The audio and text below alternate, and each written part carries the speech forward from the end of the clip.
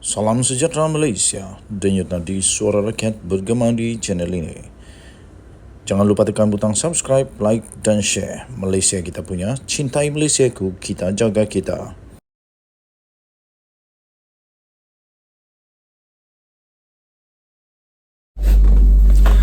Salam sejahtera Malaysia, selamat pagi tuan-tuan dan puan-puan yang dihormati sekalian. Denyut nadi suara rakyat bergema di channel ini.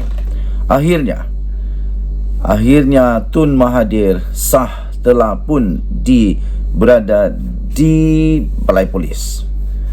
Sah Mahathir telah dipanggil oleh polis. Polis mengumumkan, mengesahkan telah mengambil keterangan Tun Dr. Mahathir Mohamad. Buat pertama kalinya Tun Mahathir telah disiasat oleh polis.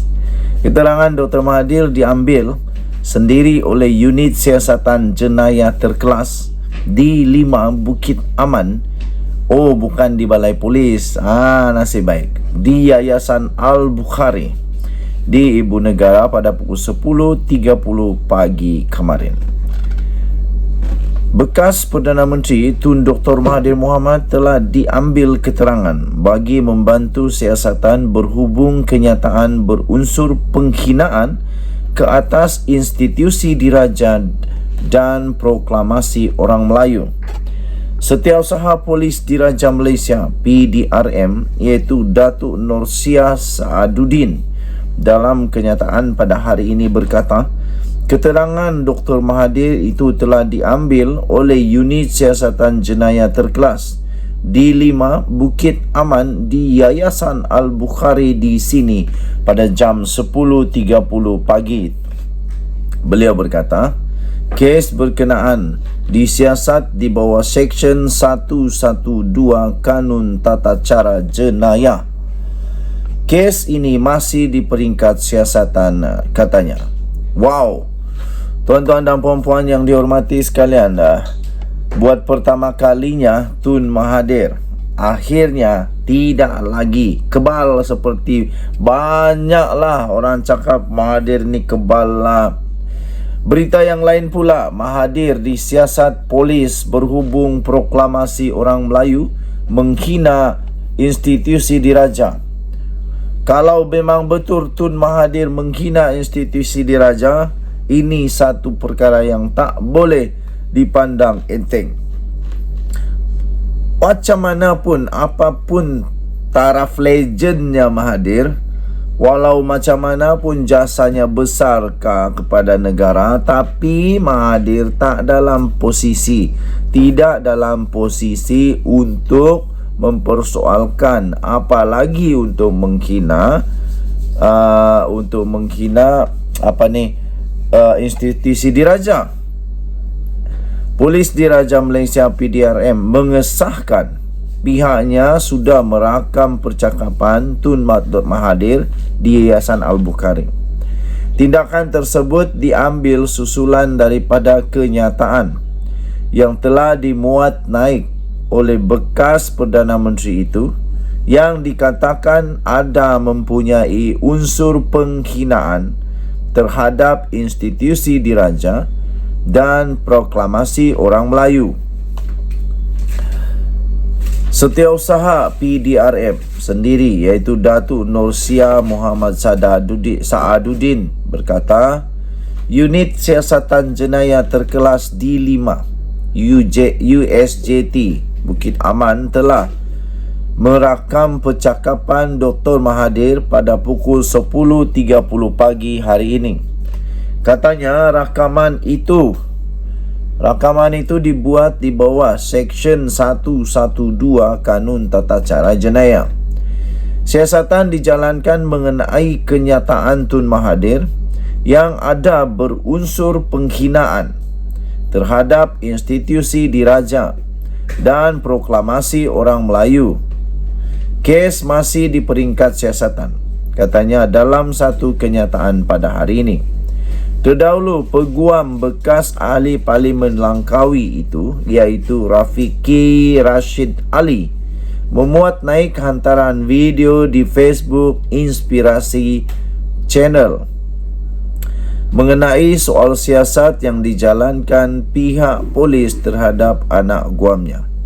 Dalam video yang sama, dia mendakwa Tun Dr. Mahathir turut disiasat berhubung proklamasi orang Melayu. Bagaimanapun, Rafiqi menyatakan Dr. Mahathir bersedia dituduh dan menjawab segala soalan di mahkamah. Kan dah kata akhirnya Mahathir akan ke mahkamah juga. Satu lagi berita, polis siasat Dr. Mahathir kerana aktiviti memudaratkan demokrasi berparlimen. Okey, nanti kita akan bacakan yang itu. Denyut nadi Suara Rakyat bergema di channel ini. Bye-bye. Salam sejahtera Malaysia. Denyut nadi Suara Rakyat bergema di channel ini. Terbaru yang mengejutkan seluruh Malaysia dan ini mesti ditangani dengan baik. Waris Sulu tulis surat amat biadab kepada Peguam Negara, kata Menteri di Jabatan Perdana Menteri Undang-Undang dan Reformasi Institusi, iaitu Azalina. Waris Sultan Sulu ataupun Waris Sulu yang menuntut hak ke atas Sabah bertindak biadab apabila menghantar surat kepada Peguam Negara Tan Sri Idrus Harun meminta bayaran pampasan. Menteri di Jabatan Perdana Menteri Undang-Undang dan Reformasi Institusi, Datuk Seri Azalina Osman Said berkata surat itu dihantar beberapa hari yang lalu.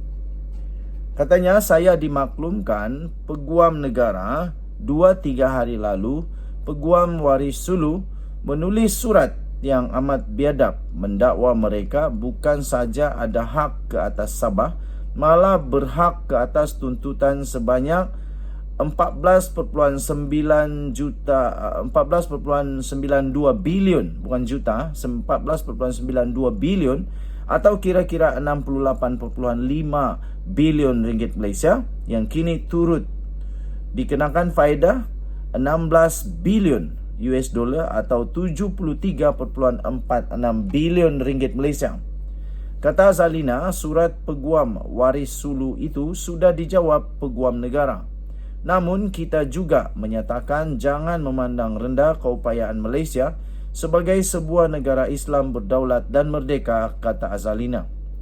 Tambahnya lagi, malah Perdana Menteri Datuk Seri Anwar Ibrahim dan Kabinet telah mengeluarkan arahan supaya kita lawan habis-habisan tuntutan tidak masuk akal Waris Sulu kerana Malaysia negara bebas, merdeka dan bermaruah, katanya pada satu sidang media selepas meninjau pembinaan Mahkamah Pengerang di Bandar Penawar pada hari ini. Azalina berkata Waris Sulu, sekali lagi saya ulang, Azalina berkata Waris Sulu mungkin dipergunakan negara barat bagi menuntut kerajaan membayar tuntutan tidak masuk akal berikutan menggunakan platform Mahkamah Timbang Tara Komersial berbanding Mahkamah Keadilan Antarabangsa ICJ di Belanda. Katanya, itu sebabnya saya cabar mereka, iaitu Waris Sulu, jika betul nak tuntut hak kononnya ini, Sabah, kawasan dan hak mereka, pergilah tuntut di ICJ, kata Azalina. Jadi sebenarnya kata Azalina Osman Said, katanya, jadi sebenarnya saya melihat ini sebagai satu taktik untuk mereka dapat duit daripada Malaysia dengan menggunakan platform Undang-Undang Perniagaan menerusi Mahkamah Timbang Tara Komersial, kata Azalina lagi. Tambahnya lagi, saya melihat Waris Sulu ini dipergunakan oleh segolongan tertentu di negara barat hanya untuk proses menuntut Malaysia membayar duit kepada mereka, katanya. Pada 16 Mac lalu, Mahkamah Rayuan Paris dilaporkan menolak tuntutan kumpulan Sulu untuk menguatkuasakan final award seperti yang dimohon Malaysia bagi mengenepikan perkara itu. Dalam penghakimannya, Mahkamah Rayuan Paris menyatakan tuntutan yang difailkan kumpulan Sulu sebagai pihak yang menuntut itu tidak boleh diterima.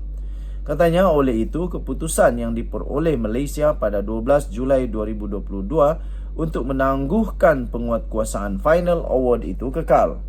Pada 15 April tahun 2022, Malaysia telah memfailkan permohonan penangguhan terhadap penguatkuasaan Final Award yang dikatakan dikeluarkan oleh Dr. Gonzalo Stampa pada Februari 2022 di Paris. Tuan-tuan dan puan-puan, untuk mendapatkan berita yang lengkap tentang perkara ini, anda boleh membacanya di hmetro.com.my, hmetro.com.my, bertajuk Waris Sulu, tulis surat amat biadab kepada Peguam Negara, kata Azalina.